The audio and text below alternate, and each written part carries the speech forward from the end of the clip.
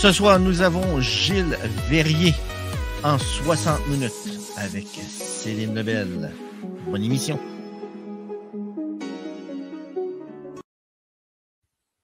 Alors, bonsoir, Monsieur Gilles Verrier, auteur, blogueur, qui vient nous parler. Vous venez nous parler ce soir d'un texte avec un titre frappant, qui est d'actualité, même si on va couvrir là, beaucoup d'histoires, presque 50 ans d'histoire. Là, c'est en réponse à un texte de Frédéric Bastien, qui prétend que Monsieur Pierre Elliott Trudeau a trahi ses promesses en 1980, dans un discours qu'il avait fait. Et vous écrivez ça sur votre blog, qui est la Fédération des Canadiens français. Pierre Elliott Trudeau n'a pas trahi ses promesses et vous allez nous expliquer pourquoi. Votre texte a même été sur Vigile, hein, pendant une semaine ou deux, là. En tout cas, ça, c'est pas bien grave, là. Mais tant mieux. Plus oui. qu'il est diffusé, plus qu'il est diffusé, le mieux c'est, là. Oui, oui. Plus qu'il est lu. Alors, bon, tout d'abord, il y aura peut-être au cours de l'émission certaines attaques qui seront faites à propos de M. René Lévesque et à propos peut-être de d'autres personnages de l'histoire.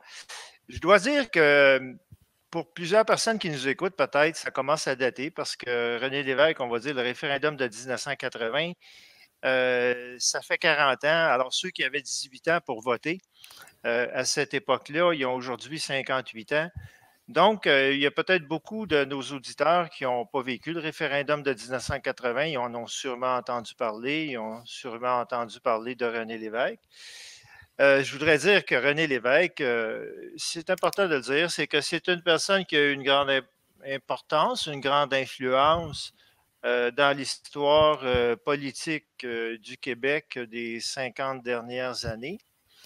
Et puis, il faut lui reconnaître que c'est un homme qui avait beaucoup de charisme, qui avait une facilité de s'exprimer et de parler au peuple pour se faire comprendre.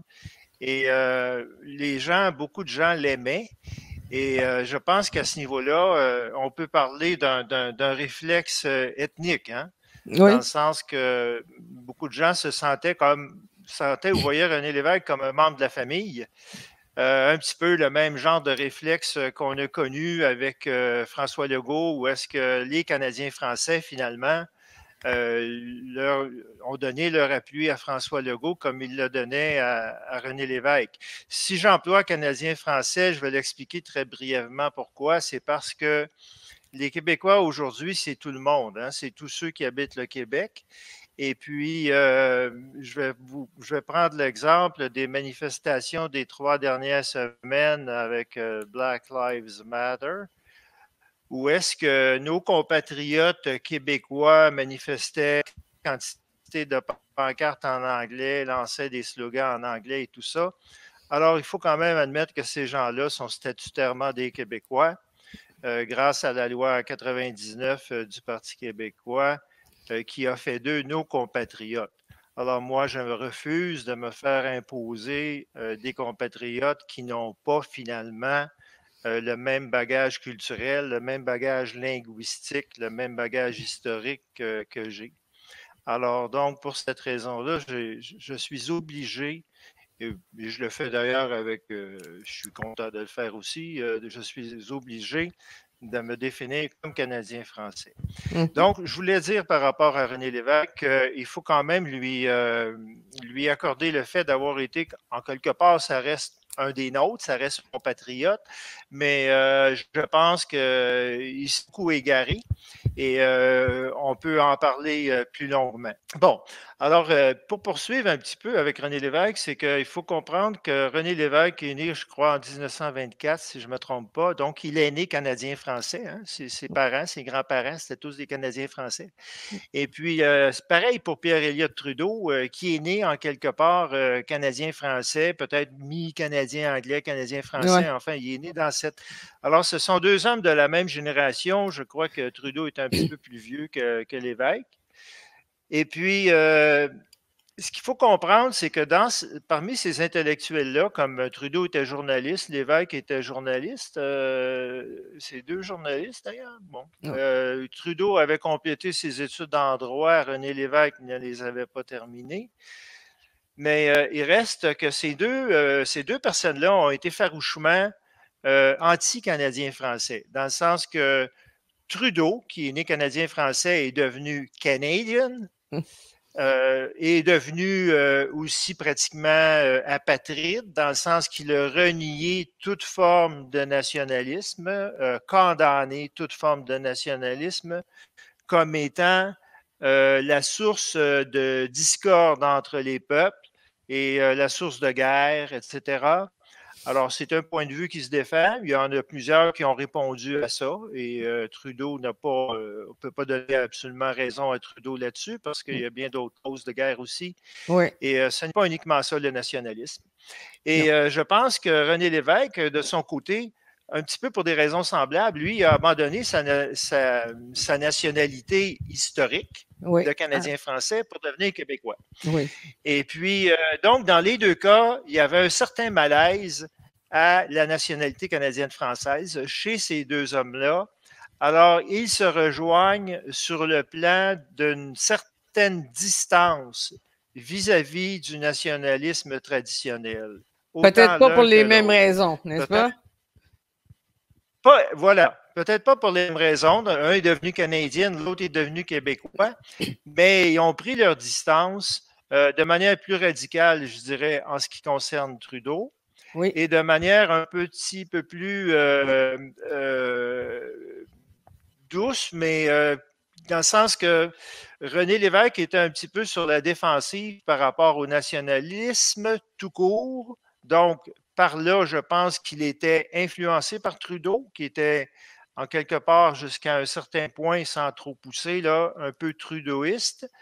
Et c'était la mode à l'époque de Cité libre et dans les années 50, au cours des années où la pensée politique de Pierre Elliott Trudeau s'est formée, était déjà formé en 1956 avec La grève de l'amiante, un livre qu'il a écrit à ce moment-là, et où est-ce qu'il est farouchement anti-canadien français, où est-ce qu'il reproche aux Canadiens français d'être repliés sur eux-mêmes, de refuser, de résister à l'industrialisation, de conserver une mentalité rurale, d'être replié sur la paroisse et Pierre Elliott Trudeau, c'est un fanfaron. Hein? Il mâchait pas ses mots. Il pouvait insulter facilement des personnes avec lesquelles il n'était pas d'accord. Mais disons que Pierre Elliott Trudeau, en prenant ces positions-là, a eu une influence chez les intellectuels canadiens français de l'époque et influencé par Trudeau, puis il s'en est jamais remis. Dans le sens que pour Lévesque, le nationalisme québécois, il l'a toujours tenu à l'écart. Il n'a jamais voulu embrasser le nationalisme canadien-français. Au début, québécois, ça voulait dire canadien-français, là, plus ou moins. Et puis, René Lévesque a toujours gardé ses distances par rapport à ça. Et on peut le voir dans Option Québec. Ben oui. Le fameux livre de René Lévesque, dans lequel il justement n'est pas trop nationaliste, mais on dirait qu'il répond à Trudeau parce que la majorité des pages qu'il écrit sont des pages pour démontrer la nouvelle ambition économique des Québécois. C'est-à-dire sortir du passéisme, sortir de la ruralité, sortir de la culture traditionnelle, sortir de ces choses-là, et pour proposer sur cette base-là à Trudeau un nouveau pacte confédératif sorti d'on ne sait où, parce que ça n'a pas de racines historiques en tant que telle, la souveraineté association. C'est une idée qui est sortie un peu de nulle part. Et c'est une idée qui, à la fois, s'oppose au nationalisme traditionnel et à la fois s'oppose à l'indépendantisme moderne. Clairement. Il s'oppose au RN, il s'oppose au RN, qui étaient des partis indépendantistes déterminés. Ah oui. Et il s'oppose en même temps à ce qu'on appelait à l'époque les formes de renouvellement possibles du fédéralisme qu'on appelait ou qu'on regroupait sous le titre d'un statut particulier pour le Québec. Ouais. Alors, donc, René Lévesque, dans son livre, rejette à la fois le statut particulier, bien que c'est décrit comme étant quelque chose qui est un peu mouvant, qui n'est pas tout à fait fixé, il le rejette. Et en rejetant ça, il rejette également ce qui est peut-être la forme la plus achevée et la plus particulière, qui était ce que défendait Daniel Johnson avec son livre et son idée d'égalité ou indépendance. Oui. Ou à ce moment-là, il y avait c'était on arrivait au bout avec l'indépendance. Ça pouvait pas être. C'est ça qui était bon avec les. Oui. Dans le fond, Madame Lebel, je vous dirais qu'on arrive au bout avec l'indépendance ou qu'on n'y arrive pas, c'est pas tellement grave parce que l'égalité est une forme d'indépendance. Ouais. Quand on est égaux, on est indépendant ou l'indépendance est à portée de la main. Oui. Dans le fond, c'est un peu un jeu de mots parce que l'indépendance fait des nations égales, mais l'égalité les rend indépendantes dans le sens libre d'avoir la souveraineté ou l'étendue de souveraineté qu'ils désirent, un cadre qui reste toujours celui d'une interdépendance, hein, parce qu'on est toujours quand même interdépendant. Ouais. Alors, donc, égalité ou indépendance, c'était très bien envoyé. C'était très bien envoyé parce que la demande d'égalité était conforme à notre tradition constitutionnelle, comme en 1963 avait été formé à Québec le Comité québécois sur la Constitution, à l'intérieur duquel siégeaient Daniel Johnson, Jean Lesage, parce que c'était multipartite. Claude Morin y était, même d'autres personnes comme celle-là. Et puis le Comité québécois de la Constitution se posait la question dans le sens qu'il y avait pour mandat d'établir les pouvoirs nécessaires au Québec, aux Canadiens français, pour assurer leur prospérité, leur pérennité, leur développement, leur avenir dans le monde en tant que nation. Alors, c'était la question qu'on se posait. Oui. Et c'était la bonne question. C'est la bonne question à se poser, dans le sens que avant d'arriver et dire on va casser pas, puis on va tout. C'était la bonne question à se poser. Cette question-là a été reformulée par Daniel Johnson quand il a dit égalité ou quand il a publié son livre Égalité ou indépendance. Et la recherche d'égalité, c'était correct parce que en 1867 ou en 1865, en fait, même 1864, lors des débats parlementaires sur la Constitution, sur le régime, le nouveau régime fédéral dont il était question, qui est devenu la Confédération, l'acte de l'Amérique du Nord britannique. Bien sûr. À cette occasion-là, il était question d'un pacte entre deux nations. Il était question d'un pacte qui rétablirait la justice, l'égalité entre deux races. Deux peuples. On parlait dans ces termes-là à l'époque. Oui. Entre deux peuples, entre les descendants des vaincus et les descendants des vainqueurs, pour reprendre l'expression qu'emploie Maître Christian Néron, que vous connaissez bien. Oui. C'est lui qui parle de ça.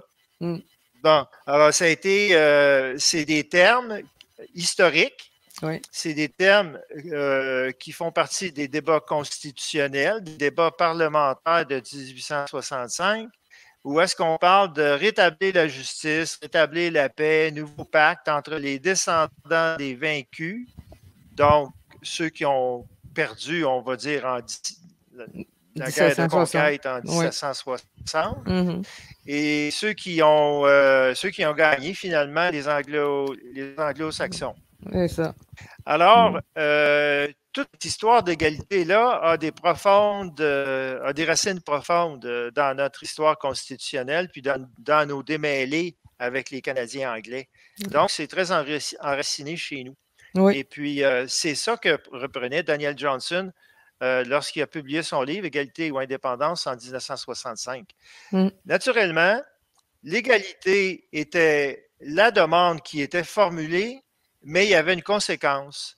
C'est que si, au bout de négociations de bonne foi, il s'avère que l'égalité n'est pas possible, qu'on ne peut pas obtenir le minimum vital comme nation qui nous permette d'assurer notre avenir, d'assurer notre prospérité, d'assurer le caractère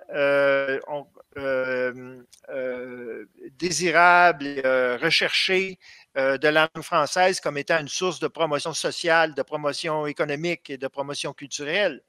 Si on ne peut pas arriver à cette égalité-là, parce qu'à l'intérieur du Canada, naturellement, on n'a jamais eu l'égalité. Non. On a toujours reculé. Oui. La proportion des francophones est partie de 99 %. Aujourd'hui, nous en sommes à 22, 23, 22 % peut-être, 23 % et on continue de reculer. Alors, le Canada nous fait reculer sans état d'âme et nous conduit à notre disparition. Ça ne se produira pas tout de suite, mais ça s'en vient. C'est quelque chose qui se. Je n'ai pas se entendu déroule. qu'est-ce que vous avez dit. Il nous conduit à quoi? À notre extinction? À notre disparition tendancielle. Oui.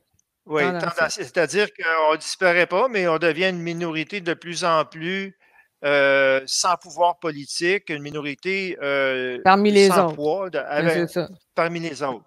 Parmi les autres. Alors donc, on perd notre statut naturellement de nation fondatrice. Oui. Et puis, statut que nous n'avons pas d'ailleurs, parce que il faut savoir que ni le gouvernement du Canada, ni le gouvernement du Québec ne reconnaissent la nation canadienne-française. Le gouvernement du Québec reconnaît 11 nations autochtones. Il reconnaît une minorité, une communauté anglophone disposant de droits consacrés, mais les Canadiens français n'ont pas de statut, n'ont pas de place à l'intérieur du Québec comme à l'intérieur du Canada.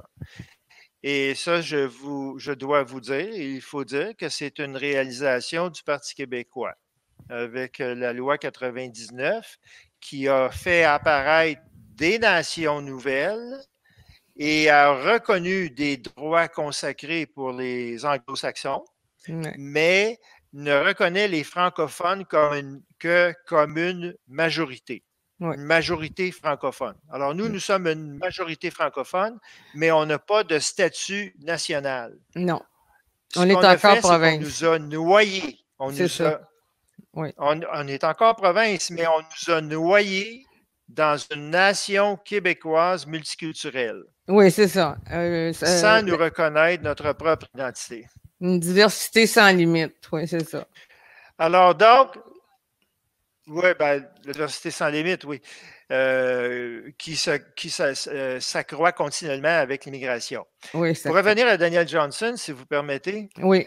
Donc, égalité ou indépendance, c'est qu'il y avait donc cette recherche d'égalité-là qui est enracinée, qui remonte à la Confédération, qui remonte avant, qui remonte après la conquête. Oui. Dès après la conquête, il y a eu des volontés d'obtenir plus de pouvoir pour se mettre à niveau avec les Anglo-Saxons. Donc, c'est très enraciné dans notre histoire. Donc, égalité ou indépendance. Autrement dit, si ça ne fonctionne pas, on a d'autres choses. Si vous ne voulez pas, on va faire l'indépendance. Et voilà. C'est comme ça que ça fonctionne, dans le sens que on ne peut pas négocier sans avoir une conséquence si les négociations échouent. Sinon, c'est tout à fait naïf, c'est tout à fait... Voilà. Ouais. Sinon, c'est de l'amateurisme. Et c'est... bon, alors je vais revenir à ça ici. Option Québec. Option Québec, c'est en apparence, superficiellement, ça peut ressembler à Égalité ou Indépendance de Daniel Johnson, mais ça ne l'est pas du tout. Option Québec, c'est une volonté de négocier une souveraineté association avec le Canada sans contrepartie. C'est-à-dire que si ça échoue, mais il n'y a pas de séquence. Exactement. Parce que qu'est-ce qui est la thèse de René Lévesque dans Option Québec? C'est la thèse suivante, c'est de dire notre idée de souveraineté association, elle est tellement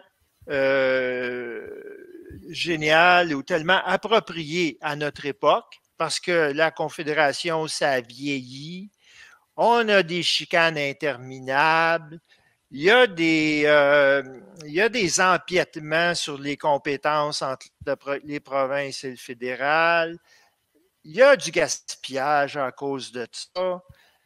Ça ne marche plus. Donc, c'est un problème administratif qu'on cherche à résoudre.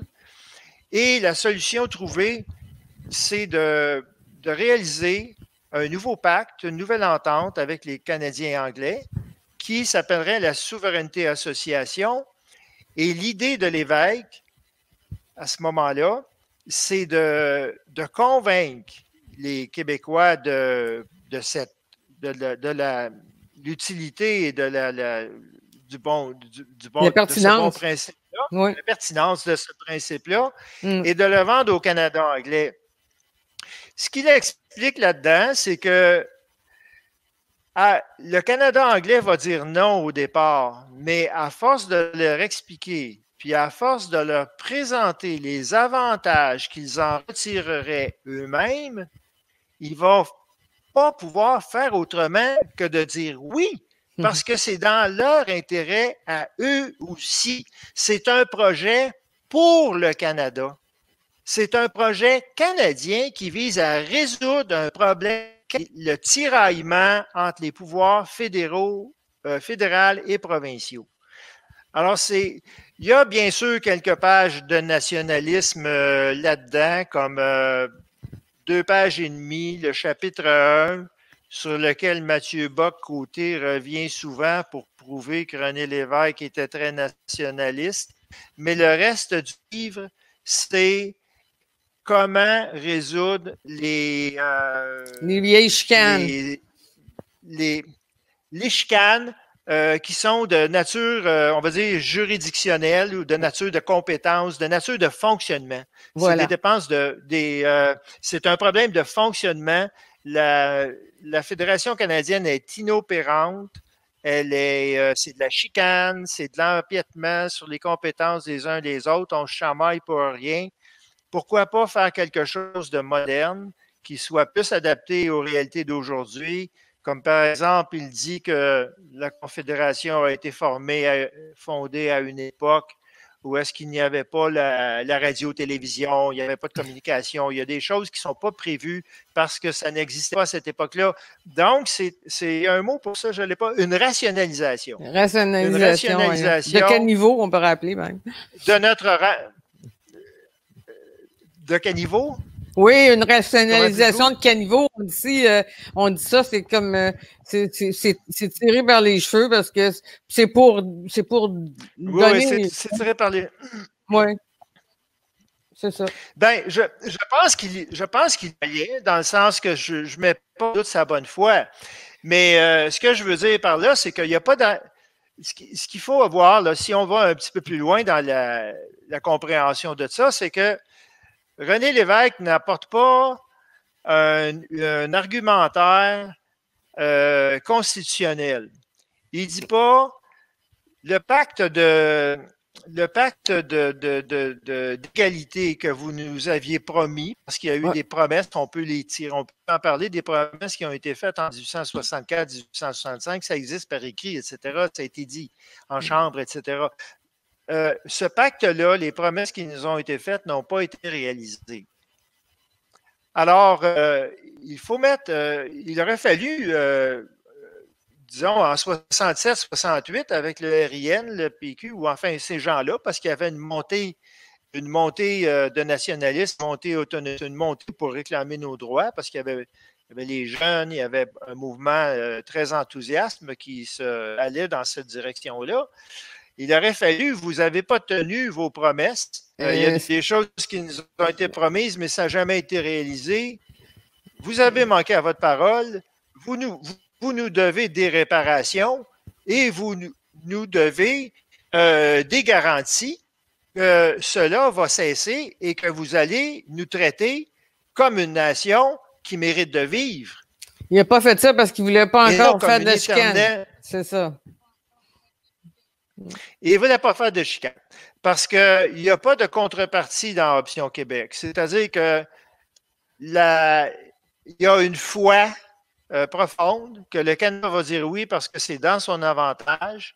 Option Québec de René Lévesque, c'est pour résoudre un problème canadien et ça n'a que par la bande, ça a un intérêt pour les Canadiens français, mais ce n'est pas là qui est l'essentiel de son argumentaire si on prend le temps de le lire comme il faut. Oui, exactement. Il y avait qu'un pas pour se rendre en 1980 et expliquer comment on arrive au fameux discours de M. Trudeau et pourquoi vous avez fait ce texte en réponse à Frédéric Bastien qui a produit un texte aux 40 ans de 1980, justement. Ben, Frédéric Bastien a produit le texte qu'on attendait de lui, ni plus ni moins. C'est dans le sens, c'est dans la tradition péquiste de parler contre Trudeau, puis de dire que c'est la faute à Trudeau, c'est la faute aux méchants fédéralistes, puis c'est le peuple qui n'a pas suivi. Alors, c'est ça qu'a fait Frédéric Bastien. Mais moi, ce que je leur dis à Frédéric Bastien, très amicalement, c'est que vous allez arrêter de dire ça. Je vais demander aux candidats à la chefferie du PQ d'arrêter de nous prendre pour des outres et de nous remplir. Il va falloir à un moment donné que le PQ se mette à table et nous dise exactement s'ils ont manqué à quelque part et pourquoi ils ont manqué en quelque part. C'est pas une affaire de se flageller, c'est une affaire de comprendre où est-ce que nous en sommes aujourd'hui. Et comme on dit l'expression, corriger le tir. Le PQ a été fondé en 1900. Allez-y.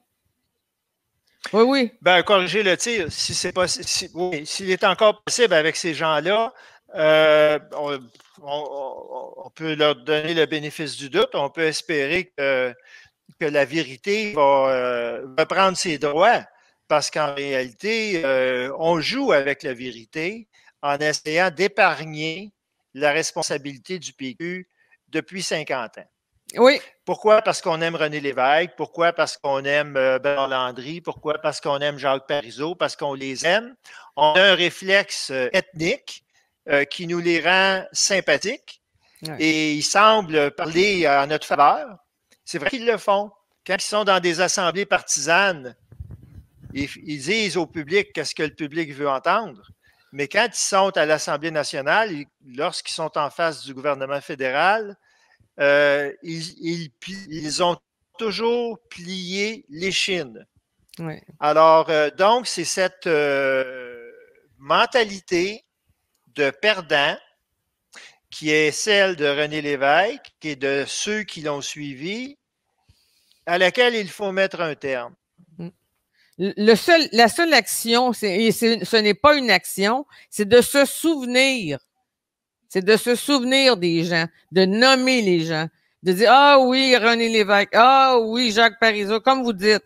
Mais finalement, il n'y aura aucun geste, il n'y a aucune reconnaissance du contexte actuel comme il est maintenant.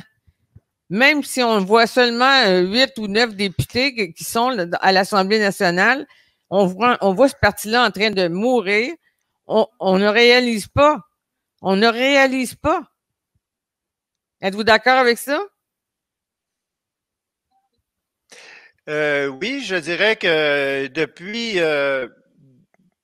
la fondation du Parti québécois, nous avons subi recul sur recul de manière ininterrompue.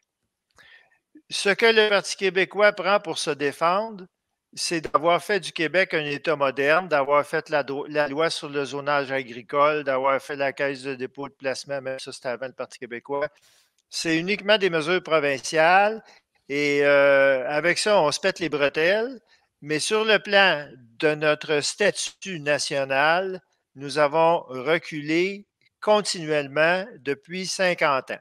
Alors, le Parti québécois, s'il veut survivre, s'il veut continuer à nous vendre sa salade, il doit nous expliquer pourquoi, alors qu'il a été au pouvoir pendant de nombreuses décennies, je ne saurais pas dire le nombre d'années, mais il a été là très longtemps, pourquoi nous avons toujours reculé et pourquoi nous en sommes là aujourd'hui. On ne peut pas continuellement mettre la faute sur les méchants fédéralistes et le peuple n'a pas suivi. Il y a quelque chose qui ne marche pas. Il manque une pièce au casse-tête. Et le Parti québécois va devoir faire preuve d'une plus grande humilité et nous expliquer où est-ce qu'ils s'en vont, ces gens-là. Parce que là, ils sont en train de faire une course à la chefferie. Oui. Et puis, j'entends, je ne sais pas où est-ce qu'on en est exactement, mais j'entends M. Comment il s'appelle, Guy Nantel, qui semble dire, le problème qu'on a, c'est qu'on n'a pas assez d'anglophones qui votent pour le oui, alors il faut courtiser davantage les anglophones. Pourquoi qu'on ne deviendrait pas nous-mêmes des anglophones pour le oui? Ça serait encore plus facile. Pourquoi pas faire rentrer plus d'immigrants? Je veux dire, à un moment donné, ça suffit, là, c'est aller trop loin. Il faut comprendre que nous, l'immigration, les anglophones, bon, je vais me reprendre, là. Oui. La question nationale a toujours été une affaire de Canadiens français. Ce n'est pas une affaire de Québécois at large. Ça a été une affaire de Canadiens français depuis 1760. Ça a toujours été les Canadiens français contre les Anglais. On en est encore là. Ceux qui votent pour la CAQ, c'est des Canadiens français. Ceux qui votent pour le PQ, c'est des Canadiens français. Les Anglais, ils votent libéral. Un certain nombre aujourd'hui votent pour Québec solidaire. Mais c'est comme ça. On est dans une comptabilité ethnique. C'est ethnique. Alors, on a une ethnie qui se ramasse tout le temps avec un parti qui n'est pas le parti des autres, qui est le parti des Anglais. Alors, on dit il faut aller chercher les immigrants. Mais on ne peut pas aller chercher les immigrants en masse. On peut aller chercher quelques immigrants ici et là, mais on ne peut pas aller les chercher et c'est très simple. Pourquoi? Les immigrants doivent prêter serment à la reine qui représente le Canada. Et être contre le Canada, pour eux, c'est un manque à leur parole. Le Canada est le pays qui les a fait venir ici. Le Canada se vante d'être le pays le plus ouvert à l'immigration. Et finalement, pour nous, l'immigration, c'est une manière de nous noyer parce que les immigrants, pour les raisons très objectives que je viens d'énumérer, ça n'a rien à voir avec le racisme, mais c'est des raisons très objectives. Ils ont prêté serment à la reine. Mais oui. Ils sont loyaux au Canada. C'est le Canada qui les a fait venir. Alors, donc, si le Parti québécois ne veut pas mobiliser son électorat naturel et défendre ses intérêts, on n'a pas besoin du Parti québécois. On n'en a pas besoin. Alors, ce qu'il faut, c'est qu'on cesse de rêver à un Québec de tous les Québécois. Le Québec de tous les Québécois ne sera jamais à nous. Pourquoi? Parce que nous constituons, certes, une majorité démographique, les Canadiens français, ou les Québécois francophones, si vous préférez. Nous constituons encore une majorité démographique, mais nous n'avons jamais été une majorité sociologique et politique sur notre propre territoire. Le poids des anglophones au Québec est considérable Ils ont des avantages tirés du colonialisme qui subsiste de nos jours, qu'on appelle Ouais. les droits consacrés de la communauté anglophone, c'est-à-dire un surfinancement public de leurs institutions en santé, en éducation, en culture et des choses que le Parti québécois a rendues intouchables, Hum. statutairement intouchables. Ouais. Vous étiez en train de dire que nous étions noyés dans une immigration et puis que il y avait pas de nécessité du Parti québécois si le Parti québécois ne peut répondre à ses obligations, n'est-ce pas? Ben, exactement, mais aujourd'hui, le gros problème, c'est la démocratie libérale, c'est que le gouvernement doit, ça c'est des obligations, on va dire, qui sont imposées par le mondialisme. Le gouvernement qui est élu se sent obligé de représenter l'ensemble des citoyens et non la majorité des électeurs.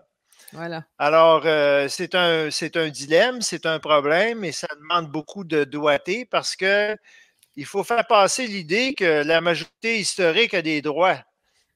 Et la majorité historique, c'est la majorité canadienne-française. Nous avons des droits nationaux qui sont des droits qui datent d'avant la conquête.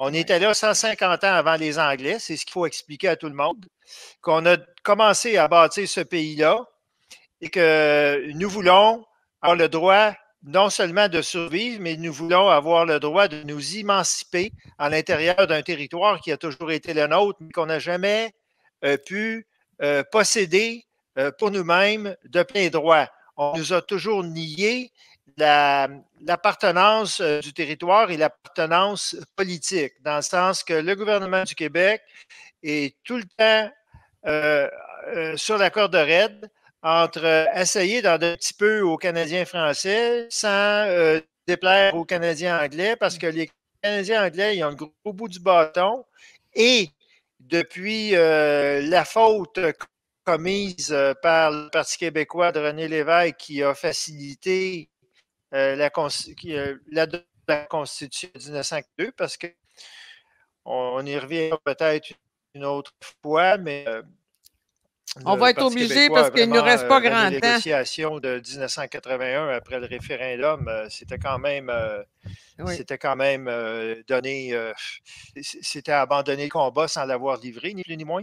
Alors, Oui. moi, je pense que le Parti québécois porte une responsabilité considérable pour l'adoption de la Constitution de 1982 et pour la nuit des longs couteaux. Je pense que négocier plus mal que ça, c'est quasiment faire exprès. Et puis agir avec l'insouciance et avec la désinvolture dont la délégation du Québec a fait preuve pendant ces moments-là, c'est absolument inadmissible. Et je ne comprends pas qu'aujourd'hui, des gens peuvent se réclamer avec fierté du Parti québécois après que ce parti-là ait agi de manière aussi peu patriotique. Monsieur Verrier, seriez-vous d'accord avec le fait que cette course à la chefferie, la course actuelle, elle est similaire à la course que fait que Jean-François Lisée a été élu. C'est le même enjeu, l'identitaire. Celui qui va s'approprier l'identitaire va s'approprier la chefferie, va devenir chef, n'est-ce pas? Bien, je pense que Jean-François Lisée n'était pas, à ma souvenance, c'était pas, je pense que moi, je vois Jean-François Lisée à la dernière course à la chefferie comme étant le candidat de la passivité, Oui, dans mais le sens, à la fin, il s'est servi de l'identitaire et il a gagné. C'est vers la fin seulement. oui, mais ça, c'est de la mise en scène. Oui. C'est de la mise en scène. On n'a pas de. C'est de la mise en scène. Ça n'a pas véritablement de portée politique. On a des gens qui font du spectacle, mais on n'a pas de gens qui sont véritablement terminés et qui nous présentent un programme qui soit crédible pour redonner aux Canadiens français la fierté que nous avons perdue avec le Québécois, nous redonner la force qu'on avait déjà à l'époque où la souveraineté ou la défense de nos droits avait le vent dans les voiles avant la formation du Parti québécois. Mais oui. Moi, j'ai 68 ans. Je me rappelle qu'il y avait vraiment une montée, une effervescence Absolument. Pour réclamer nos droits. Et on disait le Québec aux Québécois, mais c'était pas. Au fond, ça voulait dire le Québec aux Canadiens français, c'est ça que ça voulait dire. Je rien contre Monsieur Verrier. Québécois dans ce sens-là. Mais depuis l'élection du Parti québécois, le Parti québécois a soufflé le chaud et le froid sur le nationalisme. De grande ampleur, qui ont eu des conséquences considérables. Et j'attends toujours que l'on m'explique qu'est-ce qu'ils pensent faire pour empêcher que ça se reproduise ou qu'est-ce qu'elle en est là. Moi, j'écris des textes pour montrer finalement comment le Parti québécois a pu être nul parce qu'eux-mêmes ne veulent pas le faire. Ils font semblant que tout va bien, que tout va comme avant. Le grand René Lévesque, le grand libérateur de peuple, le grand Bernard Landry, le grand patriote, etc. Le grand Jacques Parizeau qui avait dit en 1980, nous sommes entrés dans la Confédération par un vote, on va en sortir par un vote. En 1995, il refait la même erreur que René Lévesque en s'en allant la tête baissée dans un référendum. Il a fini quasiment tout seul, abandonné par ses troupes parce qu'il n'y avait pas d'armée, il n'y avait pas de troupes autour de lui, il y avait des gens qui étaient pas prêts à le suivre jusqu'au bout, puis lui-même n'était pas prêt à aller jusqu'au bout. Il a démissionné avec, dans les circonstances qu'on sait, et puis ça l'a causé quoi? Ça l'a provoqué quoi? Un recul supplémentaire. Absolument. Mais qu'on accuse, pour lequel on accuse le peuple de ne pas avoir suivi, puis les méchants fédéralistes. Non, pour justement venir à ça. Parizeau, je regrette, mais... Oui. Monsieur Verrier, il nous reste à peu près une dizaine de minutes, là. Il faudrait dire aux gens, parce qu'on est en course, justement, à la chefferie, quelle est votre réponse à Frédéric Bastien? Pourquoi Trudeau n'a pas trahi ses promesses? Pourquoi? Ben, c'est très simple, parce que d'abord, Trudeau a fait de promesses de renouveler la Constitution, ce qu'il a fait. Il a rapatrié la Constitution, mais il l'a fait à condition à lui. Il n'avait pas fait de promesses comme le prétend Frédéric Bastien. Frédéric Bastien prétend que Pierre Elliott Trudeau a promis quelque chose qui avait été compris par la plupart des gens comme étant volonté de Trudeau de modifier la Constitution dans le sens des demandes traditionnelles du Québec. C'est absolument faux. Trudeau n'a jamais dit ça, puis il n'a jamais laissé entendre ça dans son discours. Le discours de Trudeau est un discours qui a dupé qui est un discours de la duperie, qui était tout à fait un discours d'un vrai combattant. Lui, il sait se battre.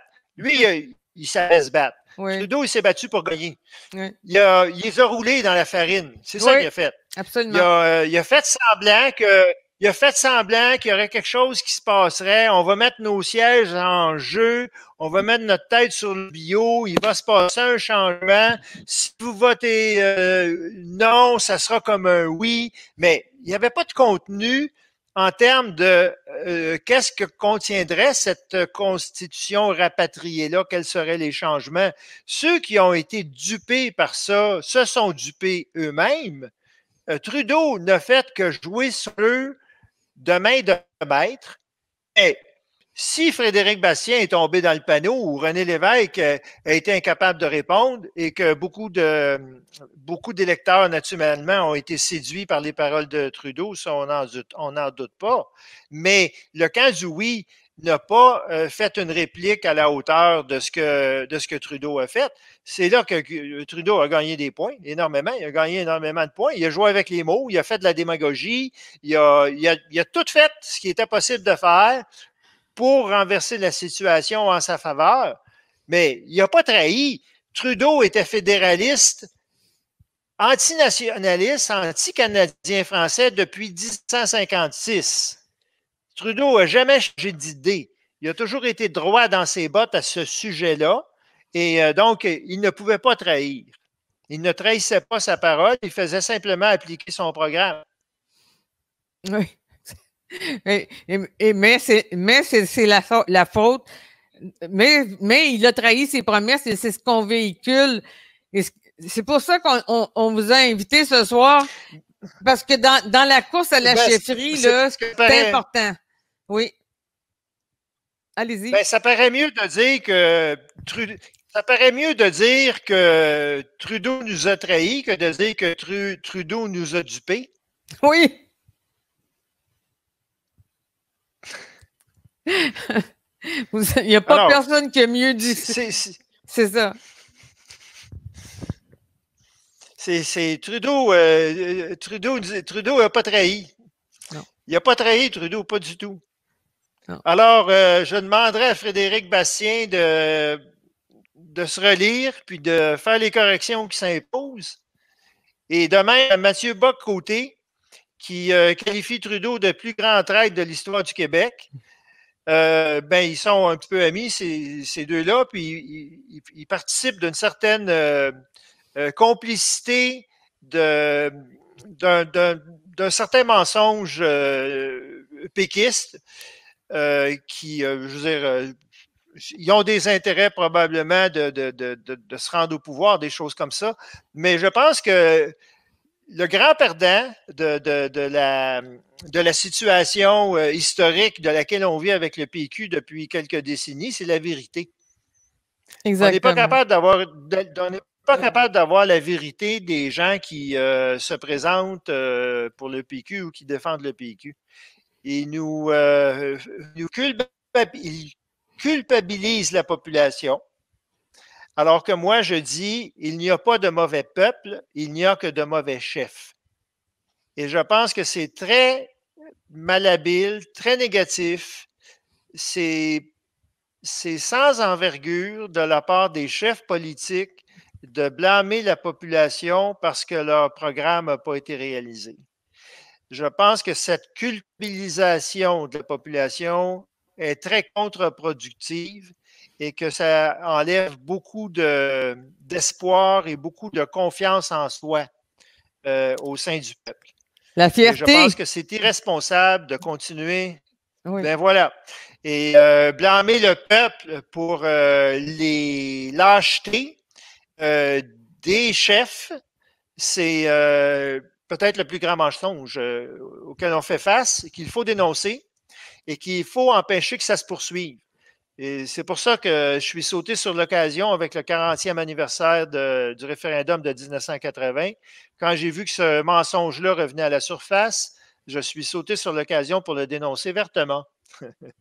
Bien, Monsieur Verrier, on vous remercie d'avoir accepté notre invitation ce soir parce que c'est pas facile du tout ce que vous êtes en train de faire. Je vous remercie. Je vous admire. Ça me fait plaisir. On va vous réinviter. À la prochaine. Bonne fin de soirée. Bonne fin de course. Merci. Au plaisir, Mme Lebel. Si vous voulez lire les écrits de M. Verrier, ben, je vous affiche actuellement les liens de là où vous pouvez le rejoindre et continuer à lire de ses chroniques, que ce soit sur le Bonnet patriotique, sur le Journal de Québec, la collection Canada. Vous avez un paquet de ses écrits, dont celui de le dernier qui est en bas, le blog Spot. Merci à tout le monde d'avoir été là. C'était en 60 minutes. Merci, M. Verrier. À la prochaine. Merci beaucoup. À la prochaine.